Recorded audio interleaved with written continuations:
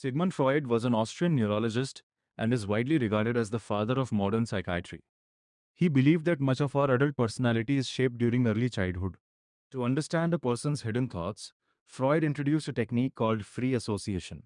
In this method, the patient is encouraged to speak freely, saying whatever comes to mind without filtering their thoughts. Freud believed that these spontaneous thoughts could reveal hidden emotions and unconscious conflicts influencing a person's behavior. One of Freud's most famous ideas is the iceberg theory of the mind. Imagine a large iceberg floating in the ocean. Only a small portion is visible above the surface. This represents the conscious mind, the thoughts, feelings, and experiences that we are aware of right now. Just beneath the surface lies the preconscious mind. This contains memories and information that aren't currently in our awareness, but can be recalled whenever we need them. The largest part of the iceberg remains hidden underwater. This represents the unconscious mind. According to Freud, it stores our instincts, fears, painful memories, desires, wishes, and unresolved conflicts. Even though we aren't consciously aware of these thoughts, Freud believed they strongly influence our everyday behavior. Freud explained personality using three interacting components known as the psychic triad. Let's understand them with a simple example. Imagine a child sees a chocolate before dinner. The first component is the id. The id is present from birth and follows the pleasure principle. It wants immediate satisfaction. So the id immediately says, I want the chocolate now. The second component is the superego. The superego develops later as children learn values from parents, teachers, and society. It represents morality and our inner conscience. So the superego responds, no, that's not the right thing to do. Now comes the ego. The ego follows the reality principle. It acts as a mediator between the impulsive id and the strict superego. Instead of saying yes or no immediately, the ego finds a practical solution. It says, let's wait until dinner is over, then you can have the chocolate. So remember this simple rule. ID wants, superego judges, ego decides. This balance between the three helps us behave appropriately in everyday life. Freud believed that personality doesn't develop all at once.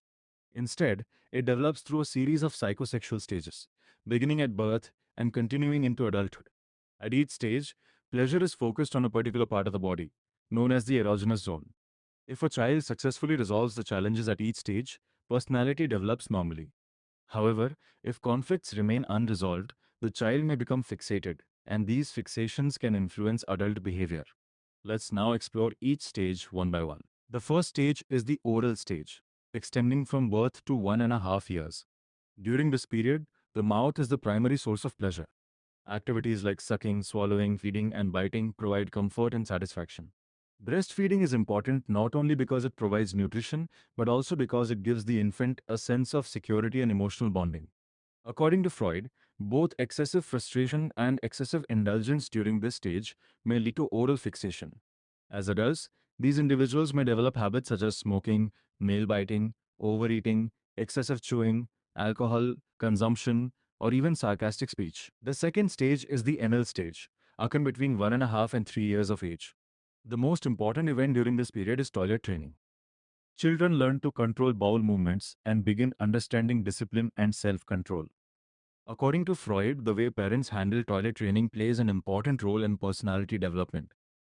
If parents are very strict, the child may become anal retentive. Such individuals often grow up to be highly organized, perfectionistic, stubborn, and extremely neat. On the other hand, if parents are too lenient, the child may become anal expulsive. The next stage is the urethral stage, which occurs between 3 and 4 years of age. This stage is considered a transition between the anal and phallic stages. According to Freud, pleasure during this period is associated with urination and bladder control.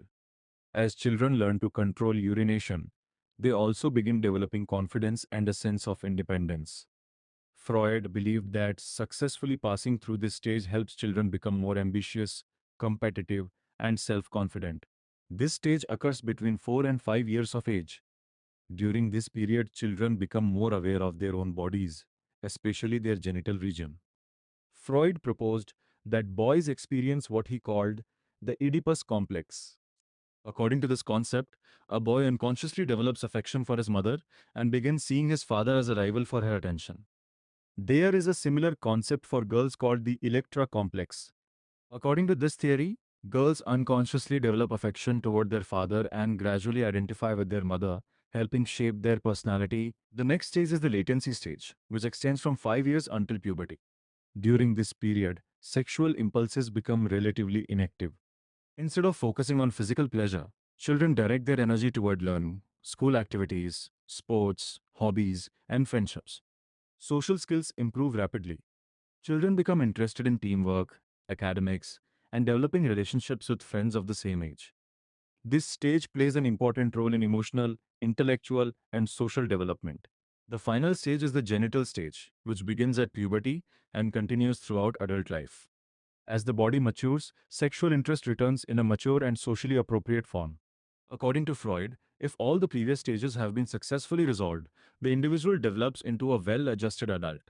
Healthy emotional relationships, responsibility, career goals, family life, and mature social interactions become the major focus during stage. However, Freud also believed that unresolved conflicts from earlier stages may reappear and influence adult personality and relationships. Thank you for watching. If you found this video helpful, please like, share, and subscribe to Tooth Theory for more easy to understand dental concepts. See you in the next video.